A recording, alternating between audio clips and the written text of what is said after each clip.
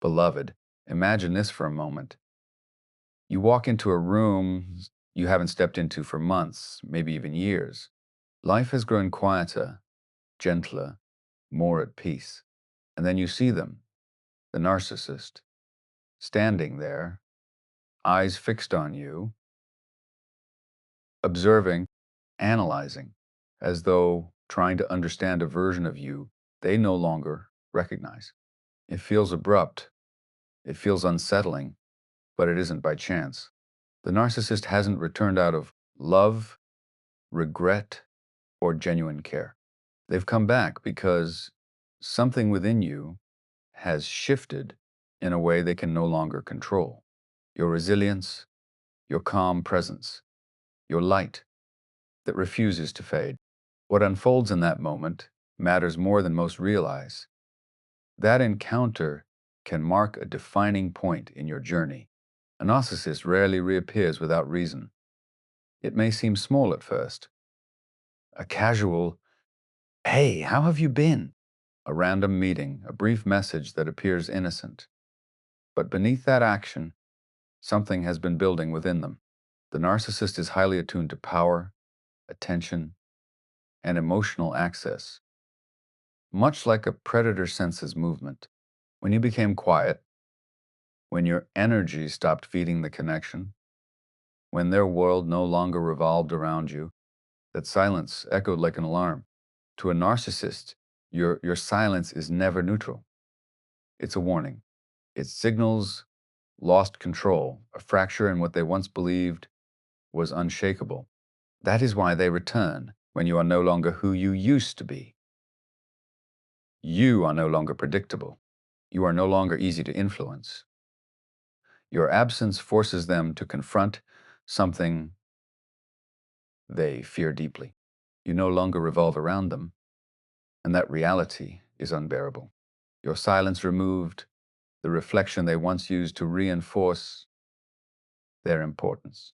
Without it, they begin to feel unseen, average, insignificant. They cannot sit with that feeling for long, so they step back into your life. Not because they suddenly value your heart, but because your strength has become an issue. They sense that you have regained your clarity, your independence, your identity, and that threatens everything that once worked in their favor. It is your growth that draws them back, not your need. Your healing, not your pain. Your progress unsettles them. Your boundaries feel like barriers they cannot cross. Your peace feels unreachable.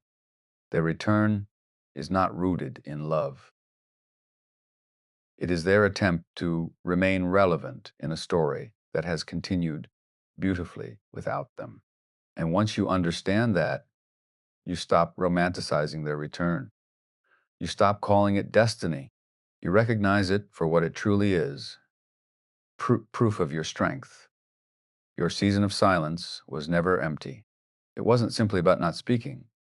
It was about choosing yourself. That space you created was an act of bravery. It was the moment you decided, I will no longer take part in my own suffering.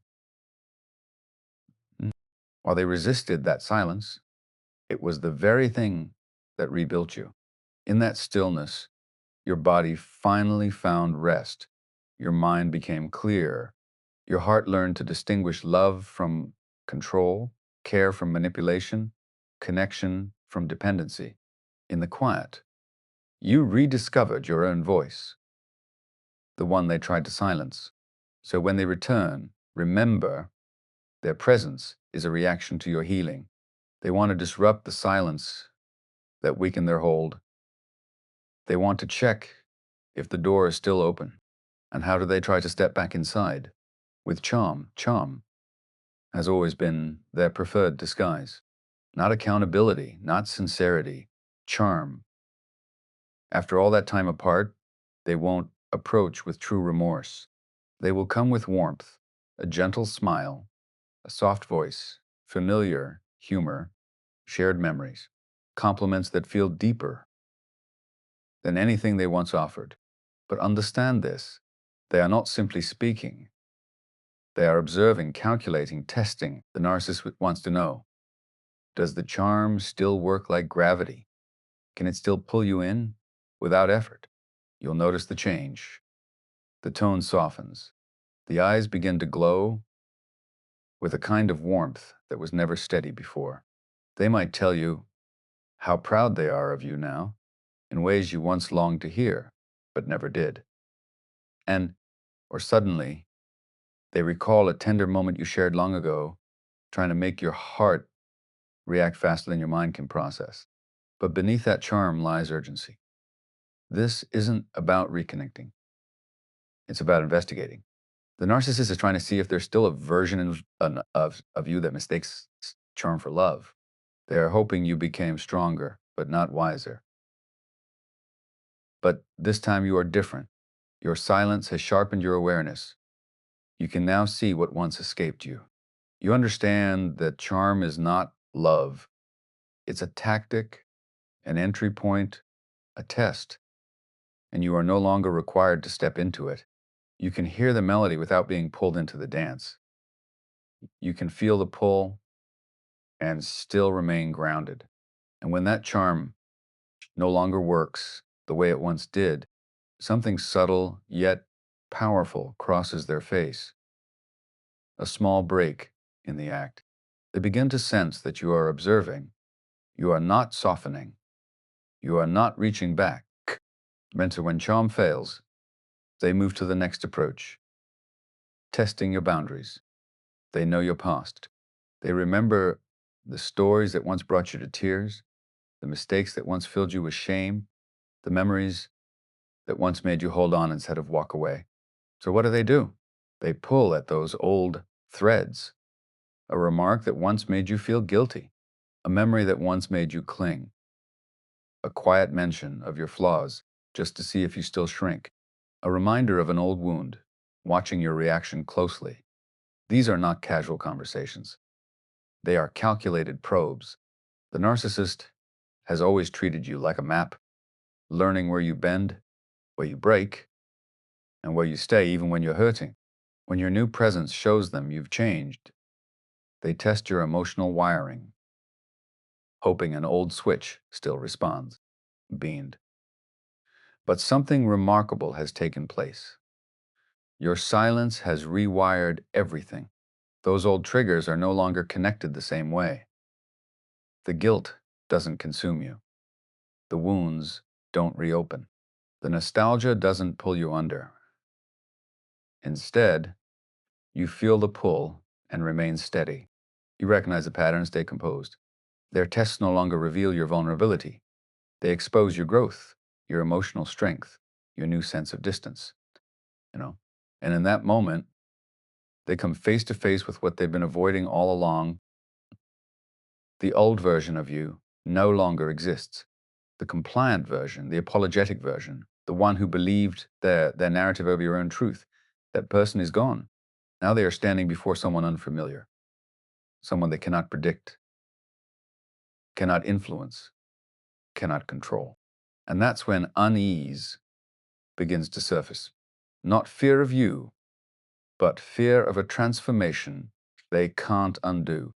Because this new version of you threatens everything they once relied on. You no longer plead. You no longer negotiate. You no longer fall apart on cue. Your calm unsettles them more than anger ever could. Your stability speaks louder than any emotional reaction. They depend on people who are easy to read, easy to provoke, easy to guide like puppets on unseen strings. But your healing has changed the entire dynamic. You are no longer a reaction. You are a choice, and that is deeply unsettling to them. So what do they turn to next? Your emotional response. If charm doesn't work and testing fails, they will try to provoke anything from you: anger, tears, confusion, frustration, longing, any reaction that proves you are still emotionally connected. They might try to pull you into deeper conversations, hoping to restart old cycles. They may present themselves as hurt and misunderstood, hoping Guilt weakens your boundaries, or they may shift into arrogance, acting unaffected, trying to provoke your pride and draw you back in. But when you remain steady, when your face stays composed, your voice even, your words simple, that's when everything truly begins to shift. To a narcissist, your lack of reaction feels like a system crash. You are no longer playing your assigned role. You're not offering free energy. You're not pouring out emotions for them to feed on. And in that calm, they lose their most reliable weapon. Your silence becomes a closed door. Dan, in that moment, a deeper realization starts to rise within you. You hold the power now, not the power to punish, but the power to choose. They may still speak, still act, still reach out, still test, but you see it all clearly. You see beyond the performance. You recognize that every move is an attempt to reclaim control that was never truly theirs to begin with. And awareness becomes your strength. You now have the power to engage or disengage, to respond or stay silent, to remain or to walk away. That power is quiet, yet unshakable. It shows in your posture, in your tone, in the way you no longer feel the need to over-explain. It comes from knowing your worth. It comes from knowing your worth is not negotiable. It comes from understanding your peace is not something to bargain with. Meant, ironically, their return becomes proof. They never intended for you you have outgrown the story. They came back to see if their old tactics still worked, but instead they reveal just how much you've changed. Every attempt to charm, guilt, or confuse only highlights your growth, your boundaries, your silence, your self-control. All of it speaks to one truth. You are now living a life where they no longer control the narrative, you know? And this leads to the choice that changes everything. Your response. Every word you speak now carries intention. Every pause, every no, every I'm not available for this, every quiet exit, it all matters. You are no longer responding from fear, loneliness, or a need for closure. You are responding from clarity. You don't need to argue.